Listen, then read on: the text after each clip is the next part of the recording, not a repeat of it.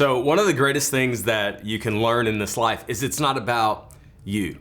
Yeah, life is not about me either. Just say that with me right where you're at. Say, life is not about me. I know that's kind of a humbling thought. So the question is, if it's not about me, then what is this life all about? You know, Jesus says in Matthew 22, he says to love the Lord your God with all of your heart and with all of your soul, with all of your mind. This is the first and greatest commandment. And then it goes on to say, and the second is like it. It says, love your neighbor as yourself. So the first part, it's like, okay, I get it. Love God, easy enough. He's faithful. He's sent his son Jesus to pay for my sin. He's got all this grace and this love and all these things. But the second part, I don't know about you, but I can tell you, for me, it's kind of hard to do that all the time because people lie and people hurt us and people don't show grace. And so are we supposed to show that grace to them? And the answer is yes. So God, you want me to love and serve people that don't even necessarily love you? And he says, yes. Jesus is saying that's exactly what I want you to do. And this is how they actually, it says in scripture, this is how they know that you are my disciples. A quote that I heard one time was, to return hate for love is to be evil. And to return love for love, that's to simply be human. And to return love for hate, this is what it looks like to serve, to give, to love. We know that Jesus came not to be served, but to serve and to lay his life down as a ransom for many. We say this often, we believe the church is stronger when everyone serves. Now, fun fact, I got tricked into coming to New Life Church about 12 or 13 years ago. This was not a part of my plan. I thought I would coach baseball and teach like lunch or PE or something like that. It's still my backup plan. But I stumbled into the doors of this church right here in Conway, Arkansas, and this church radically changed my life. I went to a retreat, I get saved, I give my life to Jesus, and one of the first lessons I learned in this place after following Jesus, and it was actually during the first time I served.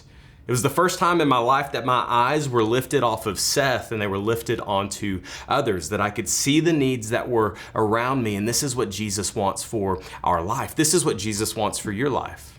I spent years of my life wanting to be served by others, wanting to know, what can I get from this? What's in this for me? But I learned a valuable lesson to serve others. And I got involved in kid life here, and I started doing kids ministry. And I say this quote often in the church, and it's just be a tree. Now, that makes no sense to you watching this video, but for me, the first responsibility I had after stacking chairs and holding a door and making coffee was in kids ministry. The pastor asked for me to dress up as a tree and to stand on stage and hold out my branches and to stand there. I was a part of the skit that they would do in kid life. And so I stood there, and he said, if you got to sneeze, just act like the wind is blowing. And so I was a tree, and I was a pretty good tree, I'm just going to say. But it was the first time in my life that I got to stand on stage and watch these kids worship Jesus with all of their heart. And so when I say be a tree, what I'm simply saying is do something that's uncomfortable today that's going to help someone see Jesus in your life maybe tomorrow. Serve, love. So I don't know what that looks like for you or what God is asking you to get involved in, but for me, I started stacking chairs and holding a door and getting involved in kid ministry. And I was a part of the Conway renovation here when Pipe and Drape went up every week. That was a part of it. Printing notes or handing out something at a door, or if you're going on a mission trip or doing local outreach, serve Saturdays. We've got lots of opportunities, young adults, college ministry, youth ministry, if you're parking cars in a parking lot. And now I fast forward, I'm pastoring a church, and I can't believe it, but it simply started with just serving the Lord. I want to tell you, if you're parking a car at this church, you're not just parking a car. You are the first smiling face that somebody's going to see in the parking lot before coming in and experiencing Jesus. If you're holding a door, you are creating an opening for someone to walk into the house of God. If you're making coffee, you are warming someone's heart, because we know that people need their caffeine, right? If you're doing production and worship, I think that God is the most creative being, the most creative person to ever exist. Just know that you're honoring him with your gifts. If you're in kids ministry, you are not babysitting. You're not just ridding the church of a distraction. You are pointing kids to Jesus. This is a big deal. I say all of this to say Jesus Christ came not to be served, but to serve.